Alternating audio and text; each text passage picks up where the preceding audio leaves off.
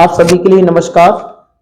आप सभी का स्वागत है पीएल टॉप क्लासेस में। आज हम कक्षा 12 भौतिक विज्ञान का जो आंकिक प्रश्न है, बहुत ज्यादा मोस्ट इंपोर्टेंट क्वेश्चन है जो बोर्ड परीक्षा में कई बार रिपीट होता है और इस साल 2026 में इसके आने की पूरे पूरे चांसेस हैं। तो देखते हैं क्वेश्चन कौन सा है। 60 अंश क्वेश्चन है ये। 60 अंश अपवर्तक कोण वाले प्रिज्म के पीले प्रकाश के लिए अपवर्तनांक √2 है, तो अल्पतम विचलन की स्थिति में ज्ञात कीजिए अल्पतम विचलन कोण, आपतन कोण, अपवर्तन कोण, निर्गत कोण। और ये देखा जाए तो ये बोर्ड परीक्षा में 2018, 2020, 2022, 2023 और 2025 में ये रिपीट हुआ है। जब भी ये क्वेश्चन पूछा जाता है बोर्ड परीक्षा में तो ये 6 नंबर में पूछा जाता है। कितने में पूछा जाता है? 6 नंबर में पूछा जाता है। तो इसके हिसाब से बहुत ज्यादा इंपॉर्टेंट क्वेश्चन है। तो आइए हम करते हैं। तो सबसे पहले यहां पर लिखेंगे सॉल्यूशन। तो सबसे पहले इस क्वेश्चन में जो दिया है उसके लिए लिख लेते हैं। क्या दिया है क्वेश्चन में देखते हैं हम लोग क्या है। सबसे पहले दिया 60 अंश अपवर्तक कोण। इसका मतलब अपवर्तक कोण का मतलब है ये हमें दिया है प्रिज्म कोण, और प्रिज्म कोण होता है ए। तो इसको हम लिख लेते हैं कोण, यानी ए बराबर हमको दिया है 60 अंश। दूसरे का लिखा है इसमें प्रिज्म के पीले प्रकाश के लिए अपवर्तनांक, यानी अपवर्तनांक का मतलब होता है एन बराबर दिया है √2। और अल्पतम विचलन की स्थिति में, यानी अल्पतम विचलन की जो स्थिति है हमारे उसमें पूछा है। अब पूछा क्या क्या है उसको लिख लेते हैं। तो हमको पहले में लिखा है कि अल्पतम विचलन कोण होता है डेल्टा एम, ये हमको निकालना है। दूसरा लिखा है इसमें आपतन कोण होता है आई, और आई बराबर क्वेश्चन मार्क। तीसरा होता है अपवर्तन कोण, यानी अगर हमने जो है प्रकाश का अपवर्तन पढ़ रखा है तो उसमें अपवर्तन कोण जो होता है वो होता है आई। तो वो सॉरी आई नहीं, आपतन कोण आई होता है, अपवर्तन कोण जो होता है आर होता है। तो आर बराबर क्वेश्चन मार्क। और निर्गत कोण ई होता है, स्मॉल ई बराबर क्वेश्चन मार्क। ये हमसे 4 चीजें इस क्वेश्चन के अंदर जो है हमसे पूछी हैं। अब हम सबसे पहले हमने लोगों ने पढ़ रखा होगा प्रिज्म के अपवर्तनांक एन के लिए सूत्र। तो प्रिज्म के अपवर्तनांक एन के लिए सूत्र होता है एन बराबर साइन ए प्लस डेल्टा एम बटे 2, और सबके बटे क्या होता है साइन ए बटे 2। यहां पर लिख देते हैं एन बराबर। अब इनके सबके मान हम लिख लेते हैं। एन का मान कितना है √2।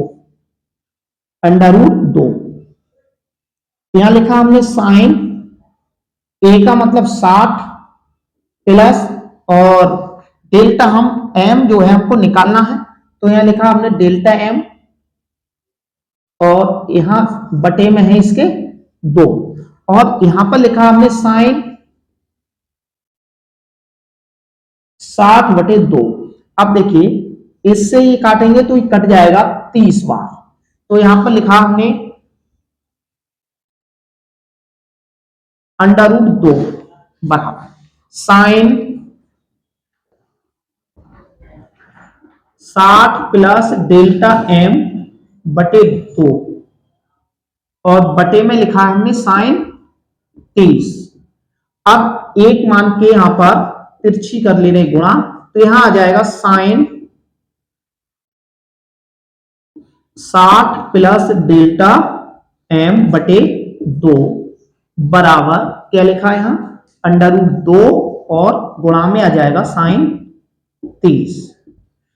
अब इसको ऐसे रहने देना, साइन 60 प्लस डेल्टा एम बटे 2 बराबर √2 साइन 30 का मान होता है 1 बटे 2। यहां लिख भी दे रहे चूंकि करके, साइन 30 बराबर 1 बटे 2। अब ध्यान देना साइन 60 प्लस डेल्टा एम बटे 2। अब इस रूट को √2 ऐसे रहने, इस 2 को लिख दे रहे हैं √2 गुणा √2, एक √2 से ये कट गया, क्या बचा साइन 60 प्लस डेल्टा m बटे 2 बराबर 1/√2। अब ये साइन की अगर टेबल में देखें तो 1/√2 जो मान है वो किसका होता है, साइन 45 का, क्योंकि हमें साइन से साइन हटाना है तो इसका मान लिखना भी जरूर पड़ेगा। तो साइन 60 प्लस डेल्टा m बटे 2 बराबर, यहां लिख दो साइन 45। दोनों तरफ साइन है तो काट सकते हैं हम लोग, तो यहां लिखेंगे साइन से साइन काट दो, क्या बचेगा 60 प्लस डेल्टा m बटे 2 बराबर 45। इसकी इससे गुणा करेंगे तो 60 प्लस डेल्टा m बराबर 45 गुणा 2, तो 60 प्लस डेल्टा m बराबर 45 दूनी 90। अब इसको उधर ले जाएंगे, ये प्लस का है तो उधर जाके माइनस का हो जाता है। कोई भी संख्या है, अगर कोई भी संख्या बराबर का चिन्ह क्रॉस करती है तो उसका हम चिन्ह बदल देते हैं। तो यहां पर लिखेंगे डेल्टा m बराबर 90 माइनस 60, तो ये हमारा डेल्टा m बराबर यहां पर 30। तो हमारा ये पहला भाग यहां से खत्म हो गया, ये पहले भाग का आंसर हो गया। अब हमको इसमें दूसरा भाग करना है, आपतन कोण। आपतन कोण होता है हमारे पास I, क्या निकालना हमको, आपतन कोण। तो दूसरा भाग के लिए यहां से स्टार्ट करते हैं। तो I बराबर क्या होता है, a प्लस डेल्टा m बटे 2, ये हो जाता। अब ध्यान देना, I बराबर a का मान 60, इसका मान 30 बटे 2, तो I बराबर हो गया 90 और बटे 2 हो गया। अब 2 से इसको काटेंगे तो ये हो जाएगा 45, तो ये मतलब I बराबर हो गया 45, ये भी हमने खत्म कर दिया, इसका आंसर हो गया। अब तीसरा वाले भाग में हमसे पूछा है R, तीसरे वाले भाग में हमसे क्या पूछा है, R पूछा है। तो तीसरा वाला भाग यहां से स्टार्ट करते हैं। तो तीसरा वाला भाग होता है R बराबर, या हम लिख सकते हैं R बराबर a बटे 2, तो यानी यहां लिखेंगे हम R बराबर a बटे 2। तो R बराबर a का मान हमारा शुरू में दे रखा है, ये है हमारा 60, तो यहां भी हम लगा देते हैं 60 बटे 2, 2 से काटो 30 आ जाएगा, तो स्मॉल r आ गया हमारा 23। ये हमारा तीसरा भाग। अब चौथा भाग है ये वाला निकालना।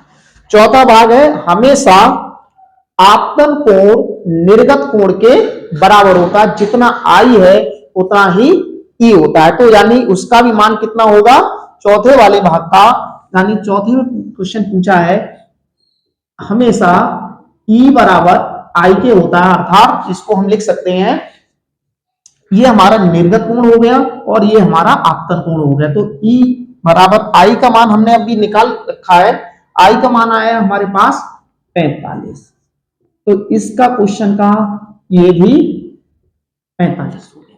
तो ये हमारे चारों भाग हमने क्रम से हल करें, डेल्टा m, I, R और E, यानी अल्पतम विचलन कोण, आपतन कोण, अपवर्तन कोण और निर्गत कोण, ये चारों हमने बारी बारी से इनको हल किया और ये बोर्ड के हिसाब से बहुत ज्यादा इंपॉर्टेंट क्वेश्चन है। तो इसलिए इस क्वेश्चन को जब भी परीक्षा देने जाओ आप 2026 की, तो इस क्वेश्चन को बहुत अच्छे तरीके से करके जाना, क्योंकि ये ऐसा समझ लो ये बहुत बार पूछा गया है, तो ये ज्यादातर आने के चांस है।